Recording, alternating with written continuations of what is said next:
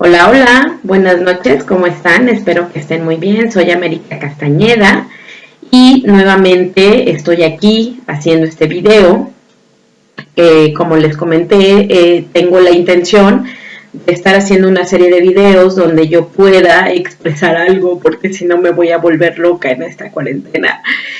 Y bueno, la verdad es que les agradezco muchísimo a todos los que han compartido mi video sobre el punto 2 de la guía del Consejo Técnico Extraordinario.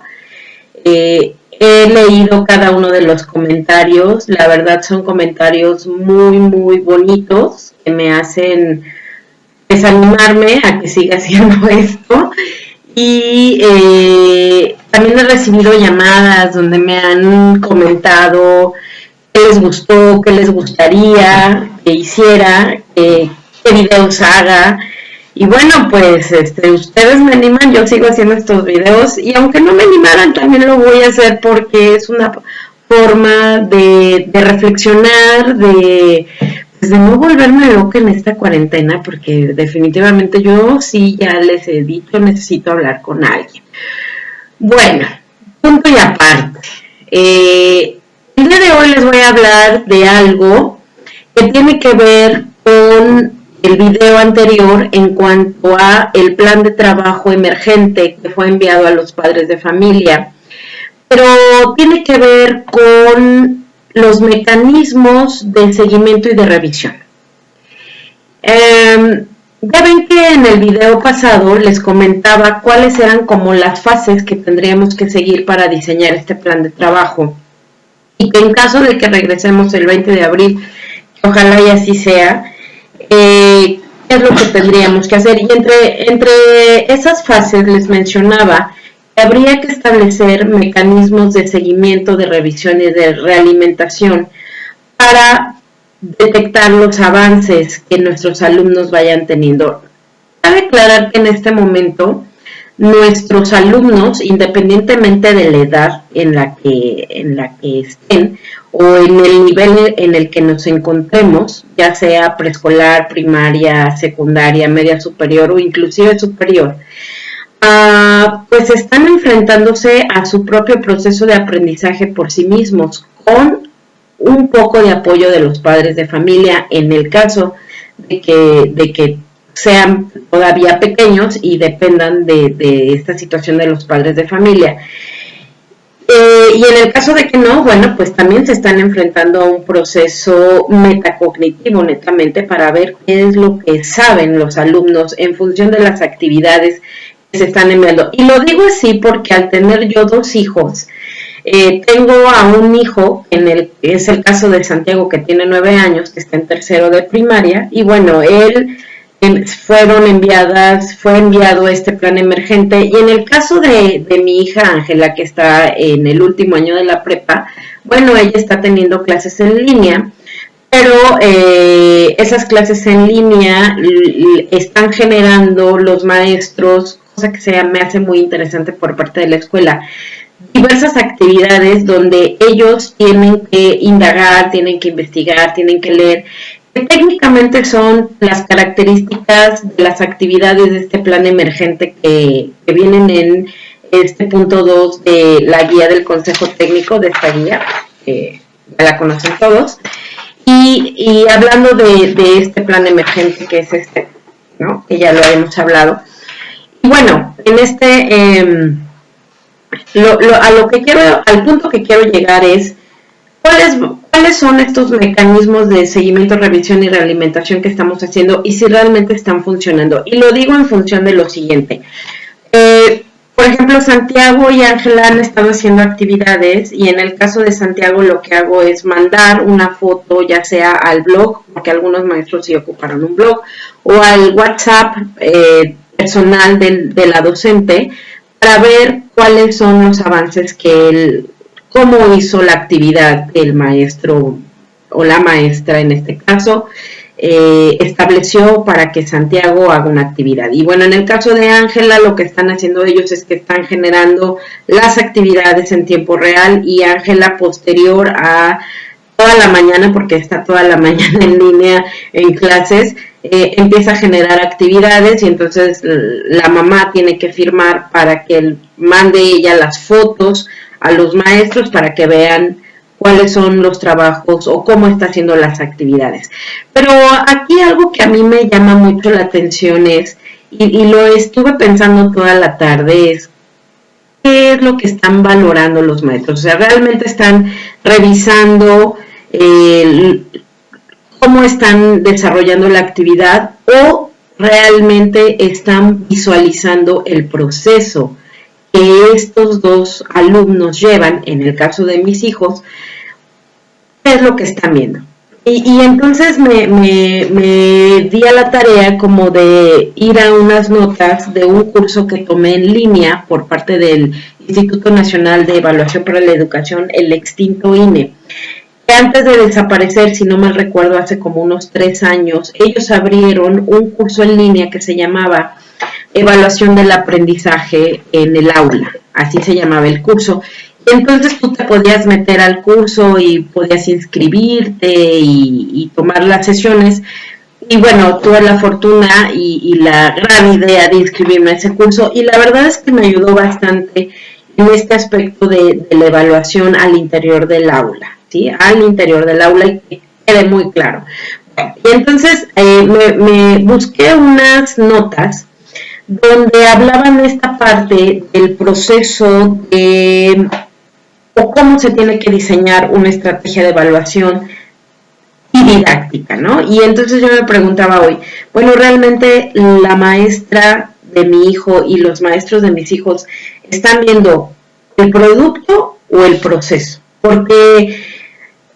¿Y por qué hago esta diferencia? Porque la realidad es que, como les menciono, en este momento los alumnos, independientemente de que tengan un apoyo del padre de familia, que si cuentan con él, están del otro lado, por así decirlo, pero si no cuentan con él, es lo que está haciendo el niño. Y me parece que aquí, y observando lo que están haciendo mis hijos, es que se están enfrentando con sus propios procesos de aprendizaje, ¿sí?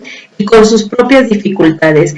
Y esto en el argot de la educación se le llama, es una palabra, les digo yo a mis alumnos, una palabra dominguera que tendríamos nosotros que tener muy claro, que se llama metacognición, ¿no? Entonces, realmente en este momento me parece que todos los alumnos que están en casa están enfrentando a su propio proceso metacognitivo y entonces se están dando cuenta de lo que les hace falta por aprender, ¿sí? O lo que les hizo falta por entender, en el entendido de que estos planes de trabajo estén en función de aprendizajes esperados ya vistos, ¿sí? Si son aprendizajes esperados no vistos, como en el caso de mi hija Ángela, que está tomando clases en línea y que están en sesiones como si estuvieran en el aula, pues de todos modos, aún así, ella se está enfrentando a su proceso metacognitivo y lo que le ha generado a ella es una histeria total. Así, literal, histeria total, porque llega un momento en que me dice, es que son muchas actividades, y no es que sean muchas actividades. La realidad es que se está enfrentando a su propio proceso de aprender y a las dificultades a las que ella se enfrenta al aprender y no sabe qué hacer con eso. Entonces, la pregunta aquí es, ¿cuál es la labor de nosotros como docentes? Porque no estamos al lado de ellos, estamos a la distancia. Entonces, como les menciono, me di a la tarea de ir a buscar esas notas, en donde en algún momento yo decía, no creo que lo ocupe, ¿no? Por los grados en los que me encuentro, pero la realidad es que sí se ocupa este proceso no de realimentación como tal, sino de este docente, esta figura docente, que al interior de la evaluación formativa, aparte de que es un juez, es un entrenador y así lo mencionó en algún momento uno de los bloques donde se trabajaba esta parte de la realimentación. Y entonces, ¿cuál es este papel de este docente juez? Lo menciono así. Un juez es emitir puntajes sobre criterios de evaluación. Y un entrenador al interior de la evaluación formativa implica que seas un docente que ayude al otro a comprender errores, a que reflexione y a darse cuenta por sí mismo cómo mejorar. Porque al final nuestro papel como docente al interior del aula y fuera de ella, como es el caso que en este momento nos encontramos a la distancia, es acompañar a nuestros alumnos, observar sus errores, ayudar a comprender sus errores y orientarlos para mejorar sus desempeños. Entonces, si nosotros en el plan de trabajo emergente que enviamos a los padres de familia, ya tuvimos claro cuáles van a ser estos mecanismos de seguimiento, de revisión y de realimentación, no debemos de perder de vista esto que les acabo de mencionar. Debemos de ser acompañantes, debemos ayudar a nuestros alumnos a observar sus errores, ayudarlos a comprenderlos y a orientarlos para mejorar su desempeño. ¿Y por qué digo esto? Porque pues me percato que en el caso, por ejemplo, de mis dos hijos, esta parte les hace falta a los compañeros docentes, con todo el respeto, ¿no? Lo menciono. Porque entonces me doy cuenta que cuando mi hija, por ejemplo, entra en un estrés total y me dice, es que ya no sé qué hacer, y envía la tarea, no he visto que se regrese esa tarea o se devuelva esa tarea con una realimentación. Entonces el proceso metacognitivo, donde ella puede observar sus errores, se perdió. Lo mismo sucede con Santiago. Resulta que se le manda la tarea a la maestra y bueno, sí, la maestra hace sus comentarios, ¿no? De que aquí faltó esto, palomita tache, ¿no?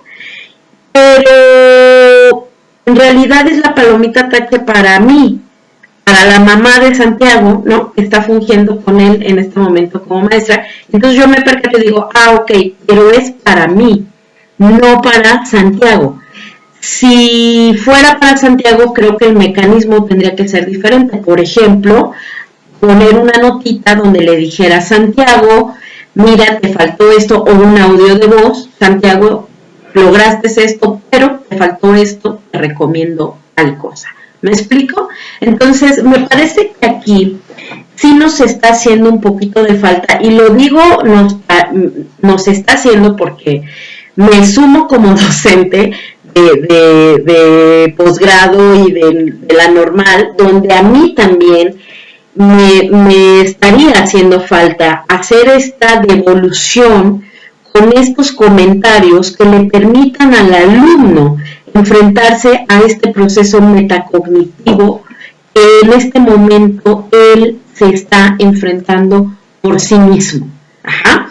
Y entonces hoy voy a platicar de eso, de lo que implica esta parte de la realimentación. Y voy a hablar de 4 cosas que nosotros generamos al devolver o al realimentar un producto, ¿sí?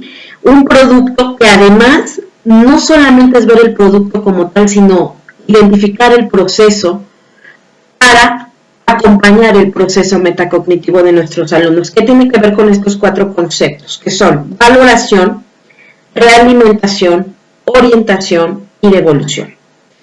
El primero se puede entender como, hablando de la valoración, como eso que como ese juicio que expresa un juicio de valor, valga la redundancia, donde si el trabajo resultó o no satisfactorio, y se asigna un puntaje, y se hacen notas donde se indican errores. Me parece que esta parte es donde nos estamos quedando, en la parte de la valoración. El otro concepto es la realimentación, que tiene que ver con comparar lo que intentó lograr con lo que realmente hizo.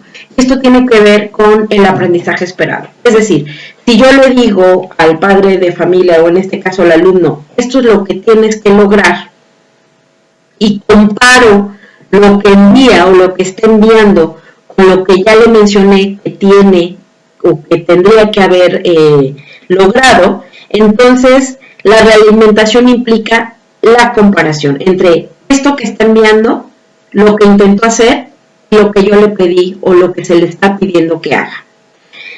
La orientación tiene que ver con comunicar al alumno sugerencias concretas acerca de cómo podría mejorar su trabajo.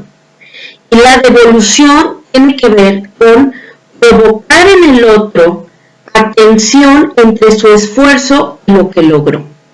Me parece que estos 4 conceptos son los que nosotros tendríamos que trabajar al momento de al momento de estar enviando estos planes de trabajo y hacer estos mecanismos de seguimiento, porque les repito, en este momento los alumnos están enfrentando su propio proceso metacognitivo y entonces están cayendo en una desesperanza porque yo veo a Ángela y digo, a ver, ¿qué está pasando ahí? Y es una lucha de fuerzas, porque además me decía ella, es que son muchos trabajos y no estoy entendiendo y no estoy haciendo esto. Entonces, como está ahorita ella en este proceso, que además es un proceso violento, porque la realidad es que la educación es un proceso violento, pues sí me parece que tendríamos los docentes que poder llevar a cabo estos 4 conceptos que se convierten en un proceso de realimentación al interior de la evaluación formativa, ¿sí? Entonces, no solamente llegar a la valoración, ¿sí? Que tiene que ver, tienes 8, tienes 9 y te asigno una nota, un puntaje y te indico los errores. No solo llegar ahí, sino además de eso, llegar a la parte de la realimentación que tiene que ver con compara lo que te pedí con lo que lograste, te comunico sugerencias concretas acerca de cómo podrías mejorar lo que me estás enviando, ¿sí? Y entonces lograr provocar en ti, alumno, que estás solo en este proceso, ¿sí? La atención entre lo que me estás entregando, el esfuerzo que hiciste con este trabajo que me estás entregando y con lo que logro. Me parece que esta parte sí es muy, muy importante porque esto va a lograr que el alumno realmente se oriente sobre este proceso que está viviendo en este momento y además le va a permitir llegar a la parte de la autocorrección. Y la autocorrección implica que, ok, ya me dijiste qué es lo que me hizo falta, ya me diste una sugerencia sobre cómo mejorar mi actuación y entonces el trabajo que sigue o la actividad que sigue me va a permitir a mí hacerlo de una mejor manera. Sí es muy importante que podamos nosotros identificar y poder lograr este proceso en el otro, a la distancia, al no estar en el aula nuestros alumnos, me parece que sí es básico que ellos se percaten de esta situación, porque entonces vamos a lograr o vamos a poner la semilla del aprender a aprender. Además es uno de los elementos básicos de la educación básica, de la educación media superior, de la educación superior y la educación en posgrado. Y lo digo a partir de mi experiencia. Cuando yo llegué a posgrado, no tenía yo esta visión de mi propio proceso metacognitivo. Me costó muchísimo aprenderlo. Hoy por hoy creo que todavía no tengo ni el 50% de lo que tendría que ser a la edad que tengo y al grado académico que tengo este proceso metacognitivo. Entonces, si nosotros hacemos esto, no solo a la distancia, me parece que esta es una buena oportunidad para observar esto que les estoy mencionando, pero la realidad es que lo tendríamos que hacer en el aula también. Entonces, si este momento en el que el alumno se está enfrentando a sí mismo, a este proceso por sí solo, me parece entonces que vamos a recibir alumnos con un avance distinto, con una posición de alumno diferente. Y eso es lo que tendríamos que lograr, porque recuerdan este cuadrito que venía en los fines de la educación para el siglo XXI que vimos en la fase intensiva del Consejo Técnico, donde viene la progresión de las cosas que el alumno debe de aprender por campos formativos y por nivel. Entre esas cosas, si no mal recuerdo, tiene que ver con que el alumno aprenda por sí mismo y además valore por sí mismo su propio proceso de aprendizaje. Entonces, la invitación es esa, que logremos no solo valorar los productos, sino apoyar el proceso metacognitivo de nuestros alumnos. Y creo yo, y esta es una opinión personal, que si lo logramos, vamos a estar del otro lado. Pues esta es mi aportación del día de hoy. La verdad es que les agradezco muchísimo a todos que me escuchen, si se dieron la oportunidad de ver el video hasta el final.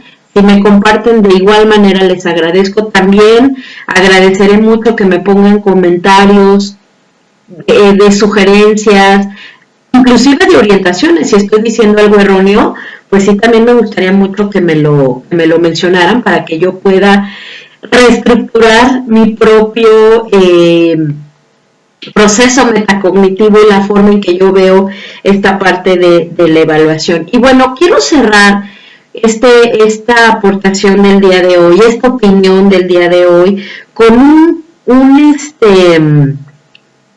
con un poema, con un escrito que me encontré por ahí en las redes sociales y que me pareció un escrito, la verdad es que bastante bonito. Y lo voy a cerrar con una canción del maestro Ramón Martínez Vences, mi esposo, ya físicamente ya no nos está acompañando.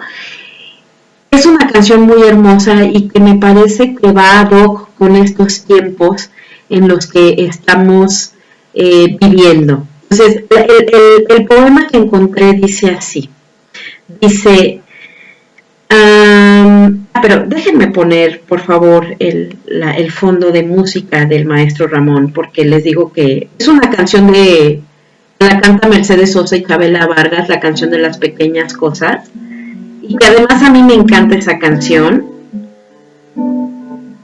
A ver, se las voy a dejar ahí tantito, a ver si la escuchan. Uno se decide insensiblemente de pequeñas cosas, lo mismo que un árbol en el que se queda sin hojas. Aquí en la tristeza es la muerte de la simple escucha. Estas cosas simples que me van veniendo en el corazón. Uno siempre debe a los tiempos donde hago la vida. Y entonces comprende cómo están presentes las cosas queridas. Bueno, no la dejo toda porque me causa mucha nostalgia, pero el día de ayer cumple 9 meses de fallecido, de ausencia física, y cada vez que la desesperanza me atrae, esa canción la pongo porque la grabó un mes antes de que él falleciera. Y tienes razón, uno vuelve siempre a los viejos sitios donde amó la vida. Y bueno, voy a cerrar con este poema, que lo encontré y en referente a lo que estamos viviendo. Dice así: